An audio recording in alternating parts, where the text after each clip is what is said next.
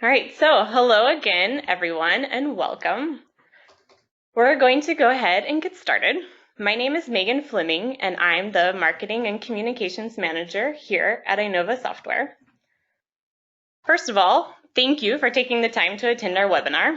I know that you're all very busy, but we're delighted to be hosting these events, which gather the biopharma community to exchange on key industry best practices. Just to give you an idea of who is on the call today, we have about 95 people registered coming from all kinds of life science companies, from small biotechs to our top 50 pharma companies. And so, as you know, today's topic is the biotech journey from inception to exit.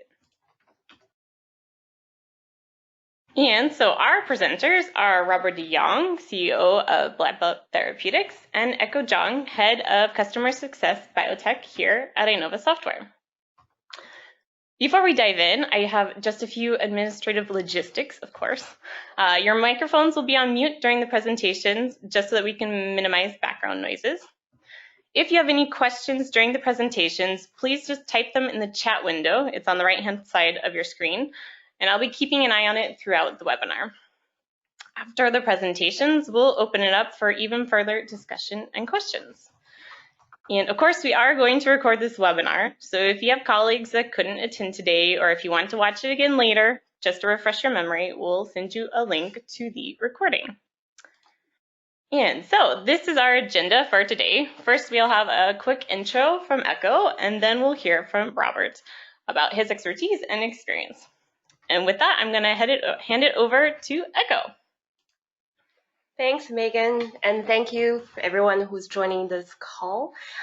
So as most of you already know, Inova Software is the partnering platform designed for pharma and biotech companies.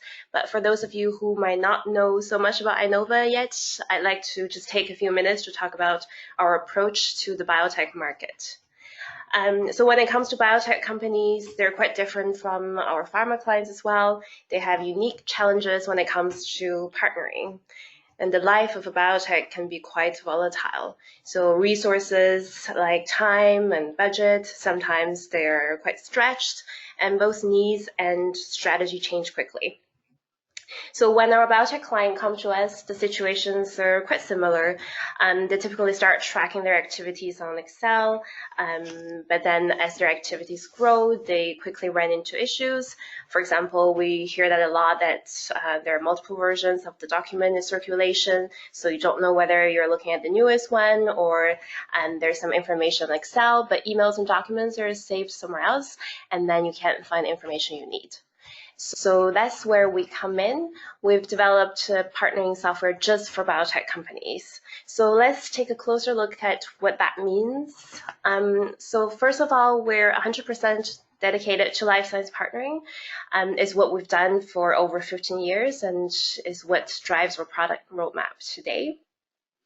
So in 2015, when Bio wanted to redevelop their partnering meeting scheduling system, they actually came to us, and we've been partners with them since then. So we work with them to improve the partnering system and make it easier for you to manage your activities at these conferences. And then with that, Inova, we actually cover the entire partnering processes. So from your first interactions to opportunity tracking, all the way to contract and alliance management, is really a fully scalable solution. So you can start small, and as you grow, as your activities advance, you can expand as your needs grow as well. So with all that experience, we understand that biotechs are quite different, and what we did was really we designed this plug-and-play system for biotechs. And what that means is you can get started fast. In a couple of days, you can have the system up and running. You've got the fields already pre-configured for biotech, so you don't actually have to spend time trying to customize the system.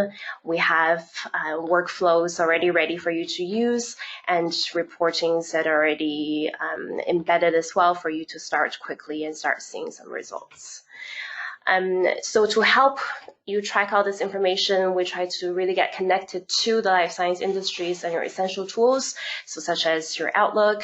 You can import your meetings from BioEBD conferences. Some of the examples are the JP Morgan, the Bio International Convention, and also Bio Europe, which is coming up really soon. So that means with all these different sources that provide information automatically, you can centralize your information just in a few clicks. And something I want to get into a little bit is really what we're quite proud here at Inova and what we do differently is our customer success team, which is my team. So each of our client actually has a dedicated customer success manager, and our role is really to work closely with our client from the first demo to the implementation and to the everyday support. So the benefit is, compared with an anonymous support team, you actually have a dedicated person here to be able to talk to you when you have some needs, when you need solutions. We understand you and your business, and then we're here to help you. And because we're only dedicated to this one industry, we bring quite a lot of experience, best practices to the table. And that is interesting here because I'm actually the customer success manager for Robert, who's our presenter today. So I've been working with him to implement the system when he was with Black Belt. We worked together. And then afterwards, when he started in at the beginning of Tusk, and then at Black Belt, we're still with him. So we really accompanied him throughout this journey. And lastly, also the reason why we're here is Inova community. So when you become a client, you actually join the community of over 130 pharma and biotech companies. And we bring the community together regularly just to share best practices. We discuss emerging trends together. And then we organize network events at conferences. We have an annual community event. And then we have client-only webinars as well to share this information. And speaking of the community today, we'll be hearing from Robert. So just a quick introduction of Robert. He's currently the CEO of Black Belt and is a recently formed immuno-oncology company that started as a spin-off from Tusk Therapeutics. And before Black Belt, Robert was head of business development of Tusk Therapeutics until its acquisition by Roche in September 2018. Earlier in his career, Robert worked as head of contract research for Remind, a biotech company focused on the neuroscience space, and as investment analyst at Merck Ventures, and that's the corporate venture capital arm of Merck. He holds a Master of Science in Biotechnology and Business Economics from Leiden University and Delft University of Technology in the Netherlands. And with that, let's hear from Robert.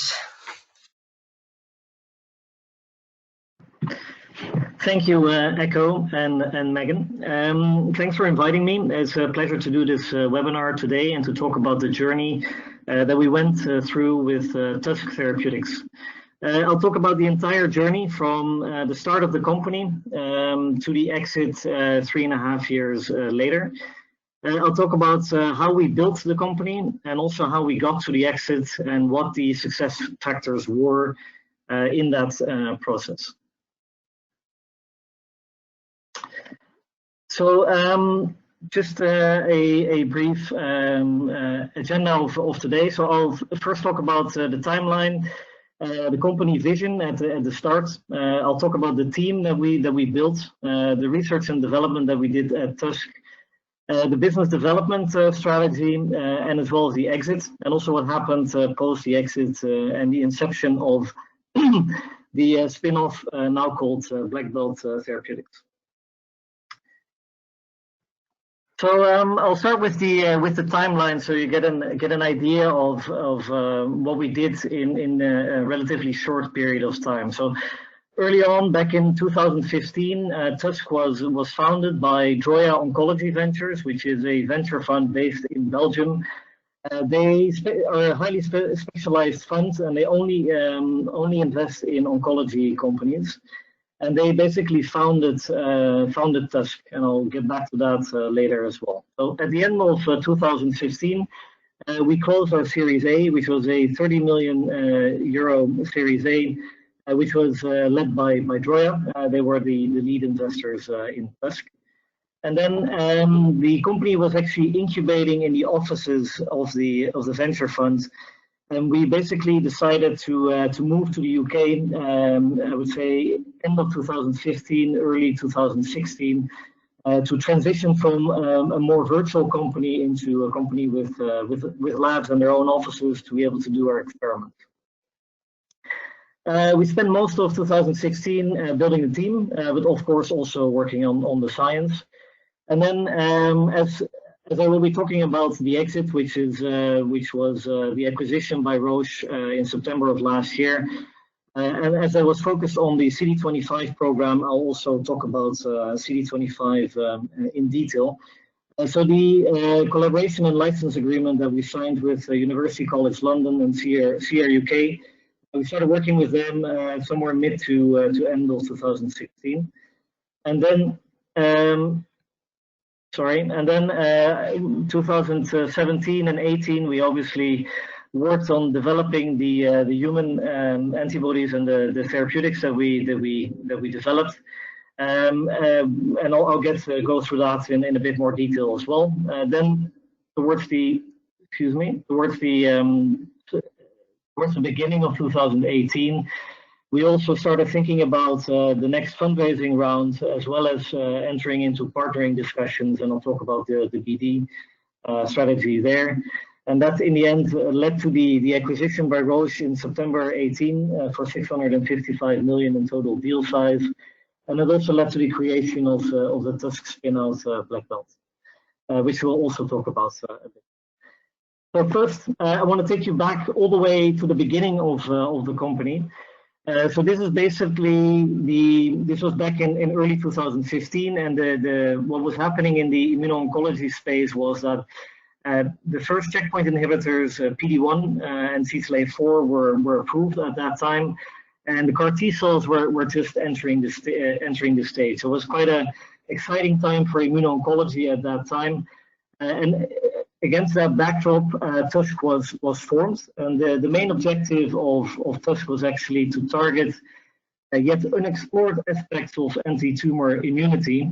We were specifically focused on looking at novel and complementary approaches to points that were in development or on the market.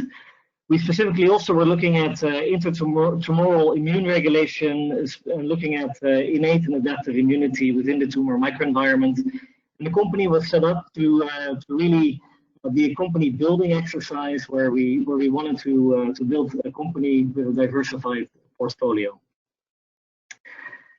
So one of the things that we did to do that is basically we wanted to set up strategic partnerships with top research institutes. We wanted to bring together an experienced management team, and obviously we had strong venture capital support from Jonge, which was very important in the success of the company. So the idea was at the beginning of Tusk to basically work on 3 programs. We already were working on 2 programs. One was the anti-CD38 program, which is based on some novel insights that we had on that target. And then the second program that we started with was a CD137 antibody, which was a best-in-class effort. And as we were looking to do 3 programs that we wanted to run actually into the clinic to get clinical proof of concept for those programs, we started searching for a 3rd program, which ended up being the CD25 program, which I will talk about in more detail. So what I wanted to talk about today is also to basically share what I believe and what we believe are the successful points to actually build a successful company, and also to do an exit or a quick exit as we did. So the question is, which elements were in place to make Tusk successful? And essentially, you can summarize it as putting the right pieces together at the right time. So the first piece that I will put here is the team, as we believe that having a great team in place is very important for the success of any company. And we'll talk about that in more detail in the next couple of slides. The second piece that needs to be put in place is the science. So you need to obviously have a great project and generate data that is relevant to that project to show that your project can become a successful therapeutic. Then the third aspect that was also specifically important, I guess, for the exit that we did with Tusk was the area, because we're obviously in the immuno-oncology area, which is a very active area, and a lot of deals are being done in that area. They were, and they still are at the moment. Then the fourth pillar that I put here is the intellectual property, which is I would say a cornerstone, or one of the cornerstones of every biotech, is making sure that you have a good intellectual property portfolio, and you build that out. The fifth point that I wanted to put forward here is actually timing, and that is absolutely critical as well. And I'll talk about that in a bit more detail later on. And then the last point is that I would say a biotech company, and I know that there's a lot of people from biotech actually on the call today, that it is sometimes a bit of a roller coaster ride. You really need perseverance to move forward with the projects, and also show flexibility in times that is required. So I'll start with the team. So I'll show you what we did at Tusk, and I wanted to emphasize that basically building the right team and putting the team in place is very critical to the success of any company. And what I mean by that is actually putting the right team in place at different levels. So not only the people that are working in the lab, which is very important, but also at the other levels in the company. So the first level that I put up here is the management team, and as you can see here, I won't go through everyone in detail, but basically we wanted to put together a team that was an experienced team, and a lot of the people that are on the management team went through the biotech cycle before. Just to give an example, Luc Touché was our chief executive officer at Tusk. He used to be a CBO at Prosenza and also worked at Tigenix. We had very strong antibody expertise from Kevin Mulder, who's the chief development officer, and worked at Biogen, Esther, and Domantis, and also Pascal Mergiers, who worked at Ablynx and Galapagos in the past. And we also brought in Dominic Smethurst and Paul Smith, both are ex-Amgen. And besides that, we had Anne Gouguet, who is was the VP Immunology of Tusk, and obviously myself, I was head of business development there. What is a bit atypical here, that I can point out, is that we brought in a chief medical officer as well as a VP regulatory at a very early stage, and our CEO wanted to bring those expertises on board early on, because it was important to already, I would say, prepare the company for the next stages in its development, and that's why we decided to bring them in at an early stage. You also get a different perspective on the programs that you're running. So then on the second level, I would say what we also did was we brought together a very experienced board of directors. As I mentioned, the company was funded by Droya Oncology Ventures. They were the lead investor in Tusk, and they were obviously also on the board. But besides that, we had 3 independent directors that are, I would say, they're highly respected industry veterans. So we had Terry Rosen on the board, who is the CEO of Arcus, ex-CEO of Flexus. We had George Golombeski, who's the ex-EVP Business Development of Celgene. And we had Eric Rowinski, who is the ex-Chief Medical Officer of ImClone on our board. So also at board level, we had specific expertise to basically move the company forward. And then finally, I also wanted to emphasize the scientific advisory board that we put together. We spent quite some time building relationships with KOLs all across Europe, and for the people that are in the immuno-oncology space, they will definitely recognize the names that are on the slide. So then I'll move on to the science that we did at at Tusk, which was also a key pillar of getting the company to be a successful company. So I wanted to kind of talk about the beginning and what we did with the program. So essentially, when we started working on the program, we basically interacted with a group of Professor Sergio Quezada, and I will get back to that later on how and when we started that specific collaboration. But just to kind of put CD25 in perspective, CD25 is highly upregulated on regulatory T cells. Regulatory T cells are associated with poor survival across many different solid tumor types. And that's just to provide you with the background on regulatory T cells. It's kind of I would say, the master regulator, or one of the master regulators of the immune system, and basically switches off the immune system if it is present. Obviously, they're also present in a lot of cancers. So I wanted to start by start talking about the CD25 project, and when we started interacting with the group of Professor Quezada. So at the time, this is what was known in the field. So basically, it had been known for a long time that CD25 was highly expressed on regulatory T cells, and people have been working on that for I would say decades even. People have been trying to target CD25 in preclinical models with antibodies to see if they could deplete regulatory T cells in cancer, essentially. And this is what Sergio at UCL also looked into. So he spent quite a bit of time looking at CD25 and at regulatory T cells, and he repeated the experiment that a lot of people in the field had done.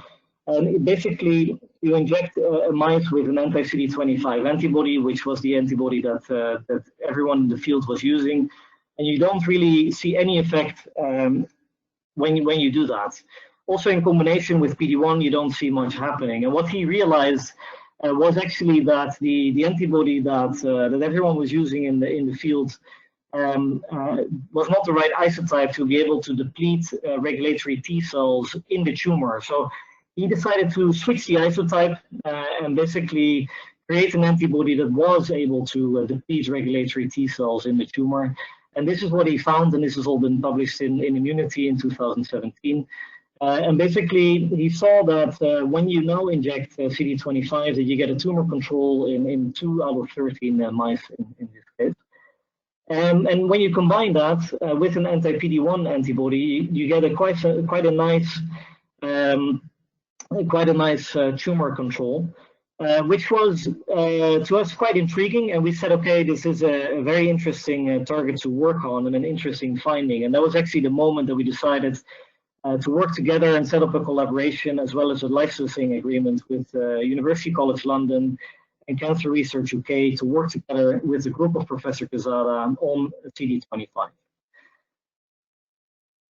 So we started doing that. We started working with them somewhere towards the mid-end of 2016, and the collaboration was announced in February 2017. So just to walk you through kind of the deal and how it worked. So the aim that we had with this deal was to specifically to translate the academic findings that Sergio had and translate that into a therapeutic antibody. And what we did was twofold. So on the one hand, we set up a licensing agreement to license the know-how and the IP, the early IP that was generated by UCL and CR UK. And basically, Tusk received an exclusive worldwide license to develop and commercialize the anti-CD25 antibodies. CRT and UCL got an upfront payment as well as success-based milestones, and there's also royalties attached to that agreement. But then what is not very typical, but that is very important, and that's also still what we believe in at Black Belt, but also believe in at Tusk, is that having a close collaboration with the academic founding group was absolutely important for the success of the program. So besides the license agreement, we also set up a collaboration agreement, which was a 3-year collaboration between Tusk and CR UK and UCL, which was funded by all three, actually.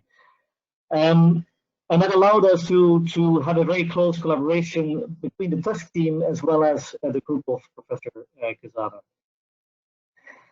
So when we started working with the group of Professor Quezada, we basically sat together, and I still remember this very vividly. We sat together in a meeting room at UCL when we started talking about what the ideal therapeutic antibody would look like. And basically what we were considering was the following.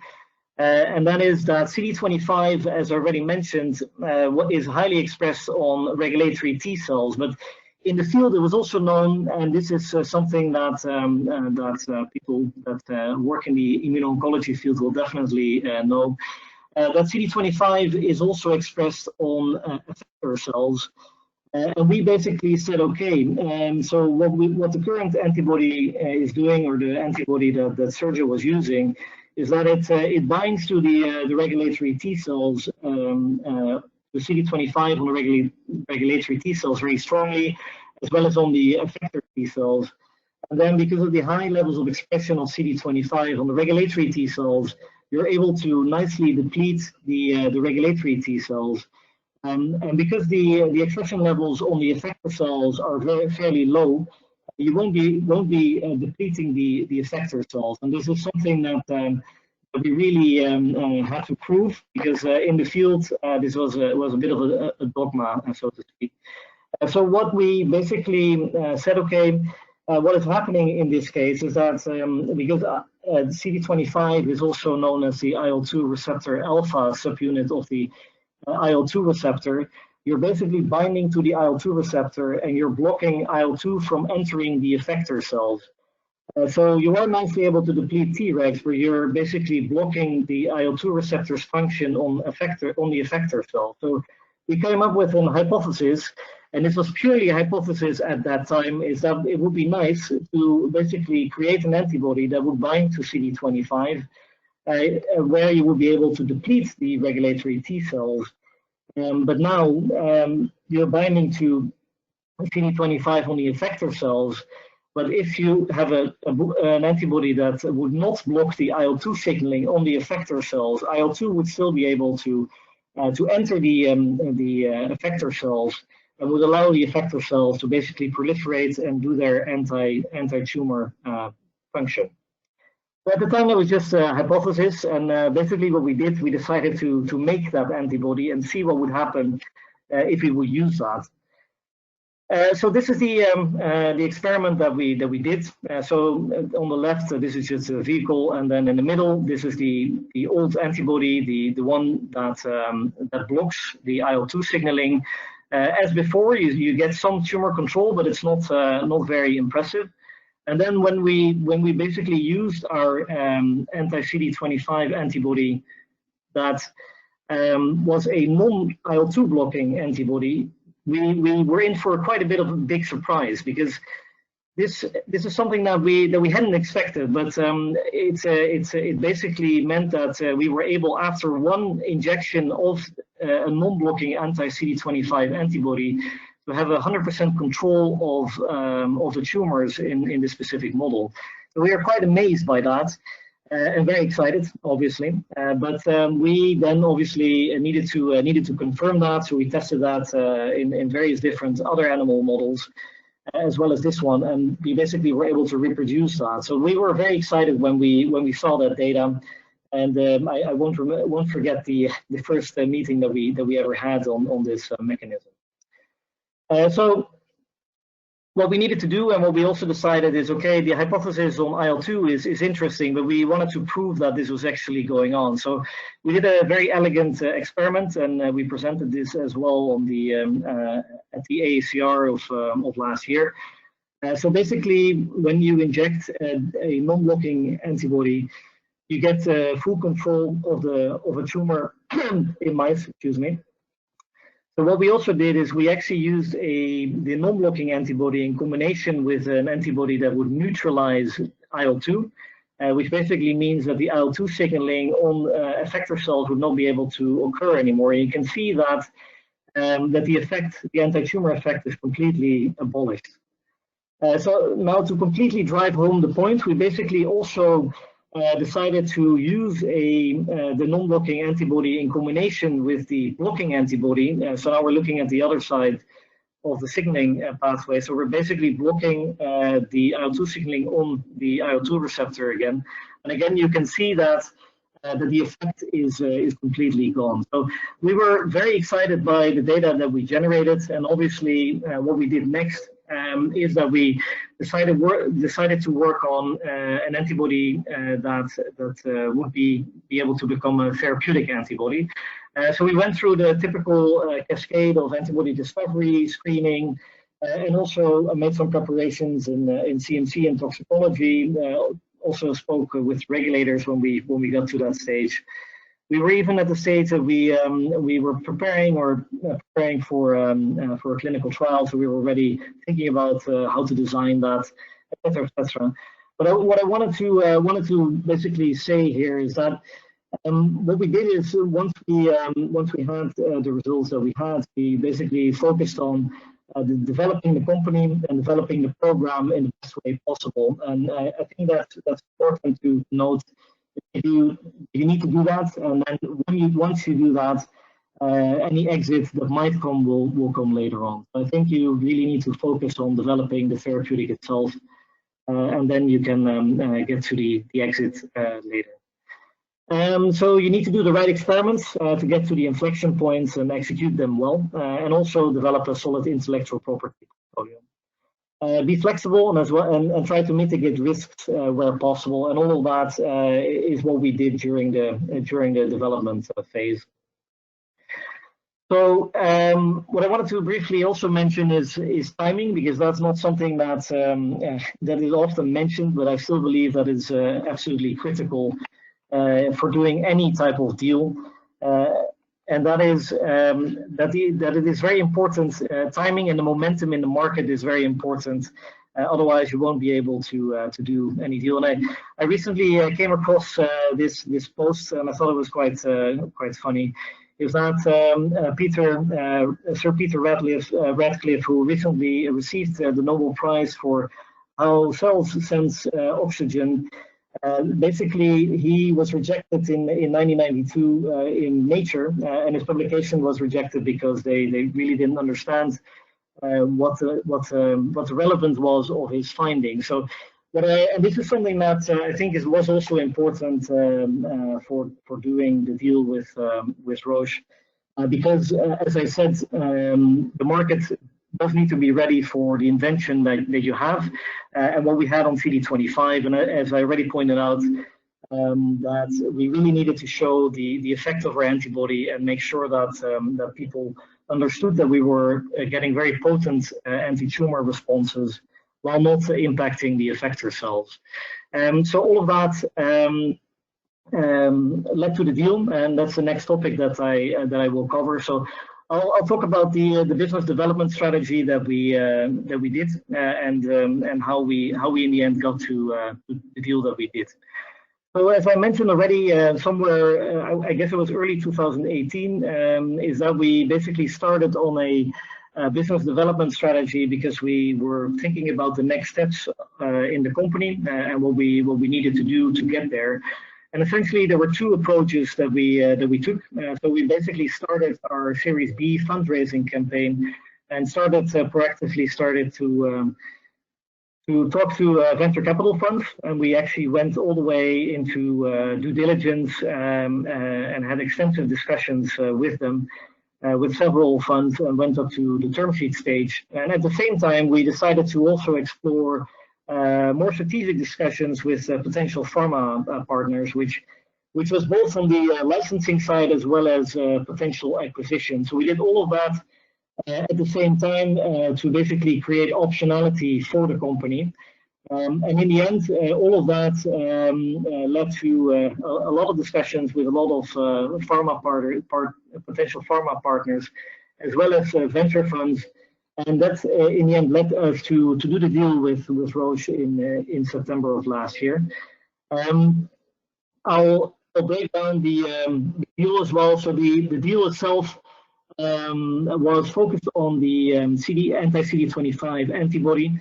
And you might remember from my first couple of slides that we were working on a couple of other programs as well, but the entire deal was focused and structured around the CD25 program. So essentially, the deal size itself was 655 million, with a 70 million euro upfront payment and 585 million euro in contingent payments. And basically, what we did at that time as well was that we basically created a spin-out, which was at the same day, on the same day as we did the deal with Roche.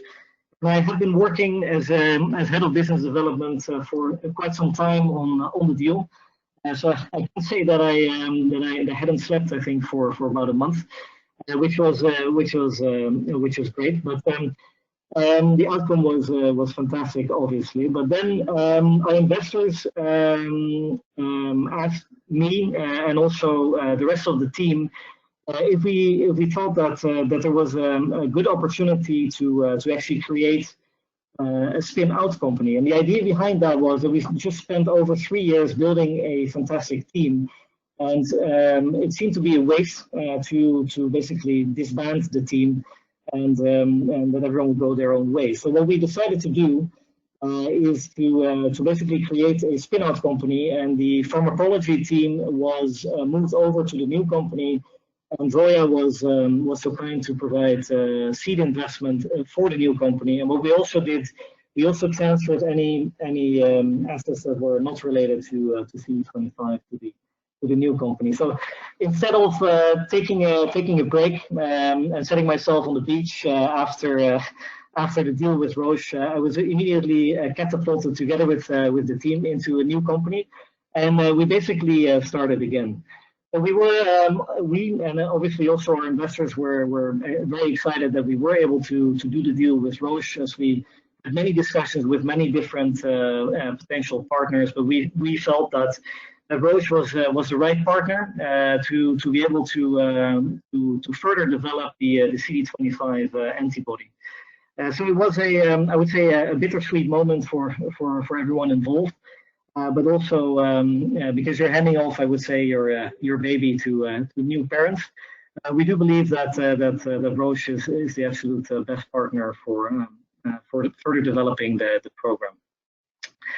So just to kind of point out where Tusk sits in the deal-making landscape. So obviously and I took this from the Bio 2019 report. And we basically, if you look at the deal making in 2018, when you look at the preclinical deals that were done, the majority of them, and I didn't put that up here, were done on oncology, and that's no surprise, I would say. But a lot of them were licensing deals, and then there was a big proportion as well that was in clinical deals. But when you look at the global acquisitions, there you can see that in the preclinical stages that the majority of the deals that were done in the clinical stage and not in the preclinical stage. And obviously Tusk is part of this small blue bar right here, so we are quite excited to be able to do the acquisition last year. So then I want to briefly focus on what happened post-exit. Already spoke about it briefly, but I'll tell you a bit about what has happened since the exit and what we have been working on since then. So basically, we looked again at the oncology and the immuno-oncology landscape to see what, in our opinion, still needs to happen within that space. And when we were doing that, we basically looked again at the tumor microenvironment, and we decided not to focus on the membrane proteins, but actually we felt that there was a big opportunity to look at mechanisms and pathways that are intracellular, essentially. So basically, we looked at the tumor microenvironment as a whole, and saw that, and we realized that what is happening is that the tumor microenvironment basically exerts a lot of stress on both the immune cells as well as the cancer cells, and we decided to focus the company on looking at tumor-induced stress mechanisms in the tumor microenvironment. So I'll briefly go through that as well. Again, we were seed funded by Droya Oncology Ventures, and we actually earlier this year did a deal with CASI Pharmaceuticals, which I will briefly touch on as well. So the deal that we did, as you probably remember, is that we moved both the pharmacology team as well as the programs that we were still working on into a new company, which is now called Black Belt. But as a part of that, the CD25 antibody that we were working on was moved over to the new company. And in April of this year, we basically closed the deal with CASI Pharmaceuticals that licensed the worldwide rights to the program that we had developed at Tusk originally, and they made an upfront payment of 5 million euros and an equity investment into Black Belt of around 2 million euros. So obviously, there's also milestones and royalties. So that was quite exciting to be able to do as well. It was only about 6 months after we did the deal with Roche. But it's great to be able to work with both CASI and Droya on the new company. So as I already mentioned, so what we're focusing on is really on chronic stress mechanisms that happen in the tumor microenvironment. So essentially, the tumor microenvironment exerts a lot of stress on both cancer cells as well as immune cells. And in cancer cells, it actually leads to them to induce mechanisms that allow survival, proliferation, as well as resistance. And in the immune cell side, it actually means that it induces immune cell dysfunction, not only in T cells, but also in the myeloid cells in the tumor microenvironment. And the stress mechanisms that are induced come from a lot of different angles, or can come from a lot of different angles, such as acidity, oxidative stress, hypoxia, but also nutrient deprivation, as well as treatment resistance. And so all of this leads to cancer development and metastasis. And this is where the new company Black Belt is specifically focusing on. So just very briefly on the team, as I talked about earlier, of course, in the presentation, we believe that a good team is very important. So I myself am the CEO of the company, and Anne Gubier, who was the ex-VP Immunology at Tusk, is the CSO. We have the ex-CEO of Tusk is on my board. We also have someone from Droya and someone from CASI. And we recently also were joined by Jim van Heusen, who is the new executive chairman of the company. I won't go through everyone in detail, but on the scientific side, we also have a very good group of scientific advisors that are involved in the current company. So where are we at the moment? So we're actually working on 3 different programs. All of them are involved in the tumor microenvironment induced stress mechanisms.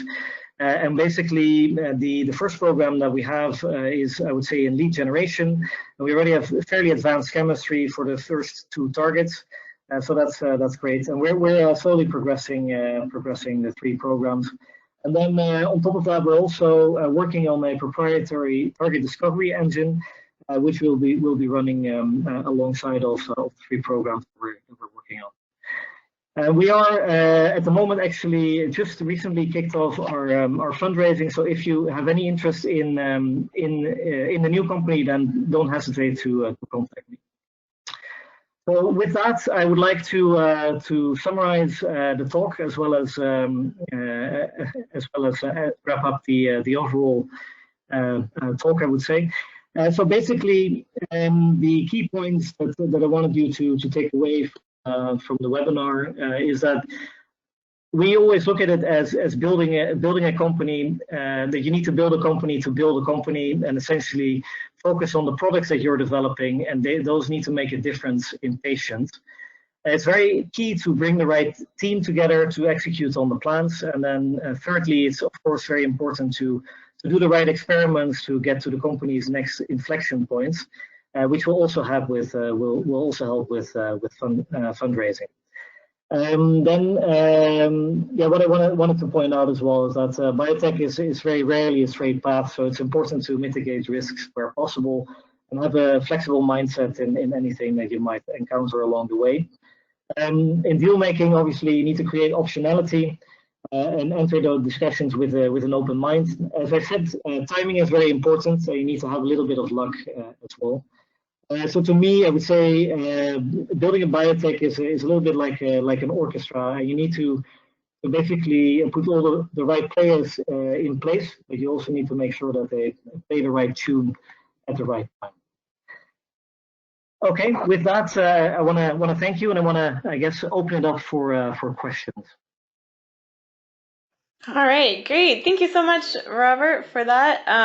So I know we're running a little, running out of time. So if anyone has any questions that has to drop off of the call, don't hesitate to go ahead and type them in, and we'll follow up with you, or make sure that Robert will get it over to him so he can follow up with you.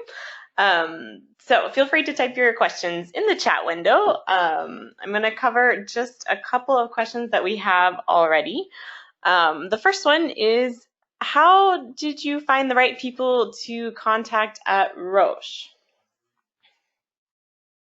Well, I have to say that we have quite a big network. So essentially, we did know some of the business development people there. So we reached out to them to speak about what we were working on, and then we took it from there, I would say. Obviously, one of the other possibilities is also always going to the Bio Europe and the Bio events, as well as JP Morgan. But I think because we have quite a big network, that's usually our first go. All right, good. And so the next question is, in the early stage, how do you know when it's the right time to start looking for partners? Yeah, that's hard to say, but I would say that we were obviously building the company in such a way that we wanted to progress the projects all the way into the clinic. So by doing that, we decided to, when we needed to kind of start fundraising, to also reach out to the pharma companies to see what the appetite was for the programs that we were running at that time. And that's what we did. I would say that it's hard to answer with a specific example, but I think that if you have the right data, then that's probably one of the moments to start discussing that in more detail. But obviously, you need to kind of plan the business development activities accordingly. But that's what I would say. All right, excellent. So just one last question, I think, because we're running out of time here. But the head of business development is a very different role to CEO. Can you talk a little bit about some of the challenges you faced in making that transition? Yeah, no, it's absolutely, you're absolutely right. It's a very different role. I have to say that the transition itself is sometimes still ongoing, I would say. But in principle, what the main difference to me is that essentially now I'm responsible for all the, I would say, strategic decisions that are being made within the company. Whereas at Tusk, obviously, I was specifically responsible for the business development activities, so that's a big change there. But it's been great so far. Good. Okay. Well, I think we'll stop there today since we're about out of time. If anyone has any follow-up questions that they would like to ask, don't hesitate to send myself an email. We'll put you in touch with Robert so he can follow up with you as well. I would like to say a big thank you both to Robert and to Echo, but especially to Robert for taking the time to share all of your expertise and for making such a great presentation. Just as a quick FYI for anyone that is attending either of these events, Inova will be at CPHI and Bio Europe. At Bio Europe, we actually have a booth, so if anyone is there, feel free to stop by. We always have cookies, blue macaroons, and coffee, actually. So feel free to stop by if you're there. And with that, I'm going to say thank you to everyone for turning out today. Thank you again, Robert, for presenting, and have a great day. Thank you.